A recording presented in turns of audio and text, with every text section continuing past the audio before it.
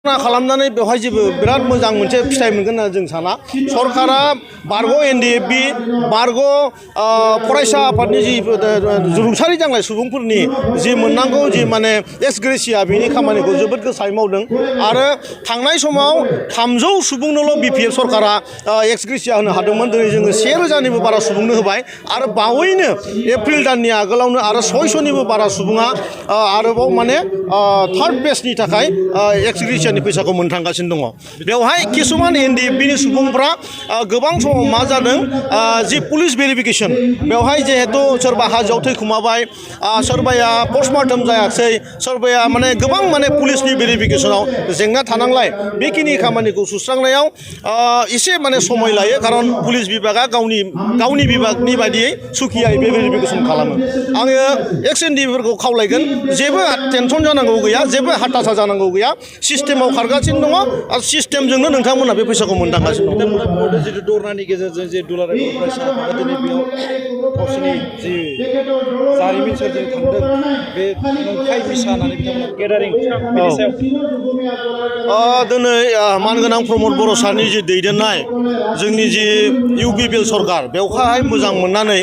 दिनै धनसिरि समस्थियाव 3000निबो बारा सुबुङा दिनै बेवहाय जयनिं जादों आरो मोनसे थासारिखौ बेवहाय फोरमान होदों 6000निबो बारा सुबुङा बेवहाय माने ज' जानानै मोनसे समायना रमायना मोनसे परिबेस होदों आरो फैगौ जे लकसभा इलेक्सन बेवहाय जोंनि जि पार्टी थागोन उदालगुरियाव बेयो एकदमबारे क्लिन सिट देरहागोन बिनि सिगनेलखौ दिनै बेयाव मोननो हादों फैबाय थानाय समाव नोंथांमोना नैबे धनस्रि समस्थिया जिहेतु गुबुन एकआव दङ बेखौ माने मोनबाबायगोन होनना सानदों थांनाय समाव जोंनियाव बेवहाय मुसलमान समाजजों स्पेसियेलि मुसलमान समाजजों मोनसे बुजाबुजि गन्डगल जादोंमोन धनसिरियाव 24,000निबो बारा मुसलमानफोर दङ बे खेबाव गासैबो मुसलमानानो 100आव 100 खोन्दो मुसलमानानो दिनै इउपिपिएलजों लोगो होदों आरो बिथांमोना बुजिदों जे बिपिएफआ मुसलमान समाजखौ थांनाय 17 बोसोर बिसोरनि खुंथाय समाव माबोरै थगायनाय गादबनानै दोननाय बोरै फेसेवनाय बे खोथाखौ मुसलमानफोरनि साननो गोरों जि सुबुंफोर दङ बिथांमोना दिनै रोखा रोखा बुजिदों आरो बेनिखायनो माने दैबानाफोर बायदि बिथांमोनहा दिनै इउपिपिएल ज' फैदों आरोखि मैया बिटिआर सरकारा जितु मुंख्लंफोरनो अनसुंथाइ होबाय बेखौ लानानै माखासे माने बारग' एनडिएफबिफोराबो बे धरना खालामदों बेनि सायाव बे धरना खालामनानै बेवहाय जेबो बिराद मोजां मोनसे फिथाइ मोनगोन होनना जों साना सरकारा बारग' एनडिएफबि बारग' फरायसा आफादनि जि रुंसारि जानाय सुबुंफोरनि जि मोननांगौ जि माने एक्स ग्रेसिया बेनि खामानिखौ जोबोद गोसायै मावदों आरो थांनाय समाव 300 सुबुंनोल' बिपिएफ सरकारा एक्स ग्रेसिया होनो हादोंमोन दिनै जोङो 1000निबो बारा सुबुंनो होबाय आरो बावैनो एप्रिल दाननि आगोलावनो आरो 600निबो बारा सुबुङा आरोबाव माने थार्ड बेचनि थाखाय एक्स ग्रेसियानि फैसाखौ मोननो थांगासिनो दङ बेवहाय किसुमान एनडिएफबिनि सुबुंफ्रा गोबां समाव मा जादों जि पुलिस भेरिफिकेसन बेवहाय जिहेतु सोरबा हाजोआव थैखुमाबाय सोरबाया पस्टमार्टम जायाखै सोरबाया माने गोबां माने पुलिसनि भेरिफिकेसनाव जेंना थानांलाय बेखिनि खामानिखौ सुस्रांनायाव एसे माने समय लायो खारन पुलिस बिभागा गावनि बिभागनि बायदियै सुखियायै बे भेरिफिकेसन खालामो आङो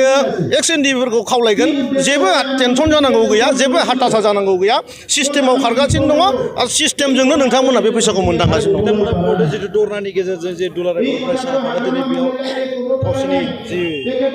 जारिमिन सोरजिनो थांदों बे नंखाय मिसा होननानै बिथांमोना साफा सानै सुबुङा एक्साइटेड जानानै बहुत खोथा बुङो बेनि सायाव जों बुंनांगौ गैया खारन दुलाराय माने पुरा बर' हारियैनो पुरा बिटिआरनि समाजानो गासिबो दिनै सान्थिखौ लुगैनानै मोनसे नावावनो गाखोनानै दङ सोरबा सासेया गुफुरखौ गोसोम होनो नागिरोबा बेनि फिननाय सोंनायखौ जोंहा जेबो बुंनांगौ गैया पिस एग्रिमेन्ट नङा होननानै माखासे माने रन्जन दैमारिखौ बख'नो हायाखै बिनि थाखाय बे एग्रिमेन्टआ पिस एग्रिमेन्ट आं गोदोनिफ्रायनो बुंगासिनो दङ रन्जन दैमारि बिथांखौ लानानै जोंनि भारतनि सरकार स्पेसियेलि हम मिनिस्टार अमित शाह बिथाङा बिराद सिरियास आरो आं आगोलावबो बुंबाय थादों मोनसे बिराद गिदिर मोनसे बेन्च खालामनायनि खोथा सोलिगासिनो दङ आरो बे बेन्चनि गेजेरजोंनो बिथांखौ बहननाय जागोन बेफोर खामानिया आवगायगासिनो दङ आं दिनै धनसिरियाव फैनानै मोनसे खोथाखौसो दुखु मोनदों जे जाय सुबुंफ्रा धनसिरिनि एमसिएलए प्रेस मुसाहारिखौ बेनिफ्राय दैदेनहरदोंमोन बिथाङा दिनै बे ओनसोलनि थाखाय जेबो खामानि मावनो हायाखै बे ओनसोलनि सुबुंफोरखौ बिथाङा बोराब होजोबनानै दोनदों आरो बिथाङा जि माने उदालगुरिनिफ्राय जेब्ला क'क्राझाराव माने थाङो खामानिनि थाखाय एक्सुवेलि खामानिनि थाखाय थांनांगौ खिन्थु बिथाङा हाग्रामा महिलारिनि न'आव अमा गोरान बेदर जानोसो थाङो बे खोथाखौ जों बिराद दुखु नांदों